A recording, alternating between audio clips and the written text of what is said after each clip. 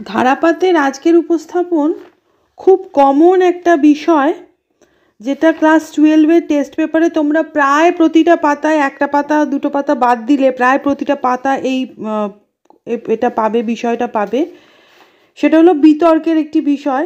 বিতর্ক তো টেস্ট পেপারের প্রতিটা পাতায় রয়েছে, কিন্তু এই যে টপিকটা সেটা প্রায় ভীষণ অতিরিক্ত কমন একটা বিষয়। তো সেটা এবছর ক্লাস 11-এর সেকেন্ড সেমেও পাঠ্য।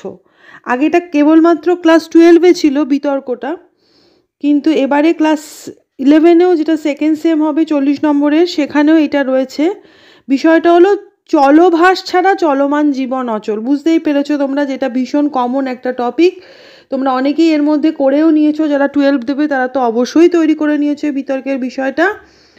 তো আজকে আমার উপস্থাপন চলভাস ছাড়া চলমান জীবন অচল। এর পক্ষে যে যুক্তিটা দেওয়া হচ্ছে সেটা হলো, চলভাস অর্থাৎ মোবাইল ফোন বর্তমান যুগে একটি অত্যাবশ্যকীয় ও নিত্য প্রয়োজনীয় বস্তু।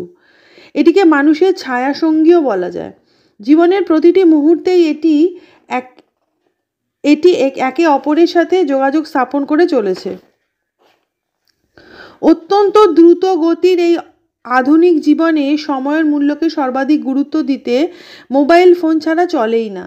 শুধু যোগাযোগ নয়, এটা ইন্টারনেট ব্যবস্থার সঙ্গে যুক্ত হয়ে বিশ্বের যাবতীয় তথ্য ভাণ্ডারকে হাতের মুঠোর মধ্যে নিয়ে এসেছে। আমাকে এর বিপক্ষে যুক্তি স্থাপন করতে হবে। তো এবার বিপক্ষের যুক্তিটা বলবো। আমার বিপক্ষীয় বন্ধু বলেছেন যে চলভাস ছাড়া চলমান জীবন অচল। এটা সর্বতোভাবে সত্য নয়। হ্যাঁ, এটা ঠিক যে বর্তমান পৃথিবীতে চলভাস মানুষের ছায়াসঙ্গীতে পরিণত হয়েছে, কিন্তু আমাদের এই তথ্যটি মেনে নেওয়ার সাথে নিম্নোক্ত কথাগুলিও ভুললে চলবে না, যে চলভাস বা মোবাইল ফোন অনেক সময় আমাদের চলমান জীবনকে অচল করে দেয়।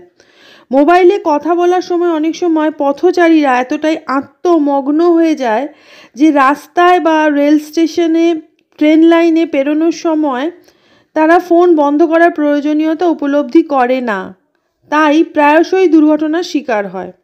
অত্যন্ত দ্রুত গতির এই আধুনিক জীবনে সময়ের মূল্যকে সর্বাধিক গুরুত্ব দিতে গিয়ে অনেক সময় নিজের মূল্যবান সময় বাঁচাতে গিয়ে মানুষ তার দুর্মূল্য জীবনকে আহুতি দিচ্ছে, যেটা কখনোই কাম্য নয়।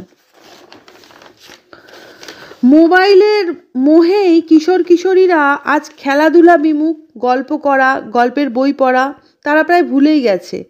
মোবাইলের আসক্তি নতুন প্রজন্মের শৈশব ও কৈশোর কেড়ে নিয়েছে, ছোটদের শিশু রোবটে পরিণত করেছে।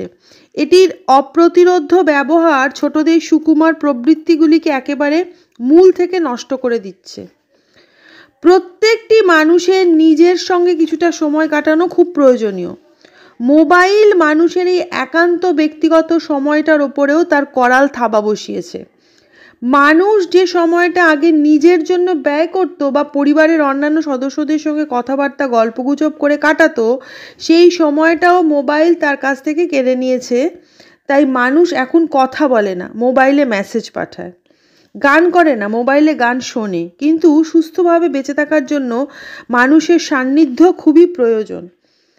কিন্তু আধুনিক এই ব্যস্ততম জীবনে মোবাইল ফোন মানুষকে ব্যক্তিবিমুখ ও হোয়াটসঅ্যাপ, ফেসবুক, টুইটার, ইনস্টাগ্রাম নির্ভর যন্ত্রে পরিণত করেছে। মোবাইল ফোন গুণীজনের শিল্পী সাহিত্যিকদের কাছেও বিড়ম্বনা স্বরূপ।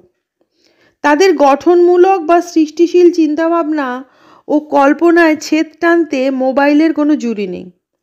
আধুনিক বিজ্ঞান সর্বস্ব যুগে দ্রুত গতিতে ছুটতে গিয়ে আমরা কি কখনো ভেবে দেখেছি যে মোবাইল ফোন জ্ঞানের জগতের বা শিল্প সাহিত্যের জগতের কি বিপুল পরিমাণ ক্ষতি সাধন করে চলেছে? এটা ভেবে দেখার সময় মনে হয় এখন এসেছে। সুতরাং সমস্ত যুক্তিপূর্ণ আলোচনার পর এটা বলাই বাহুল্য যে জৈবিকতার নয়, মানবিকতার সাধনায় রত জীবনে চলভাস প্রয়োজনীয় বস্তু। আধুনিক যুগে এর গুরুত্বকে অস্বীকার করার কোনো জায়গা নেই, তবে জীবনে চলার পথে চলভাস অপরিহার্য উপাদান, এটা ভাবার কোনো যৌক্তিকতা নেই। তো একটা বিতর্ক তৈরি করে দিলাম, বিতর্ক লিখে দিলাম, চলভাস ছাড়া চলমান জীবন অচল। এটা ক্লাস 12-এ তো ভীষণ ভীষণ কমন একটা টপিক এবং ইম্পর্টেন্টও বটে একটা টপিক, এবং এটা এখন পশ্চিমবঙ্গ সরকার একাদশের সেকেন্ড সেমেও পাঠ্য। সেকেন্ড সেমেও একটা বিতর্ক থাকবে, বা মানস মানচিত্র দিয়ে প্রবন্ধ রচনা অথবা বিতর্ক, যে কোনো একটা থাকবে, 10 নম্বর থাকবে এতে।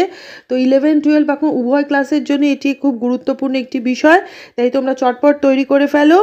পরীক্ষা একদম ক্লাস 12-এর টেস্ট তো একেবারেই অনেক স্কুলে হয়তো শুরুও হয়ে গেছে, তো সেই কারণে তোমরা আর সময় নষ্ট করো না, তাড়াতাড়ি শুরু করো। ভালো লাগলে একটা লাইক করো, শেয়ার করো এবং ধারাপাতকে তোমরা সাবস্ক্রাইব করো।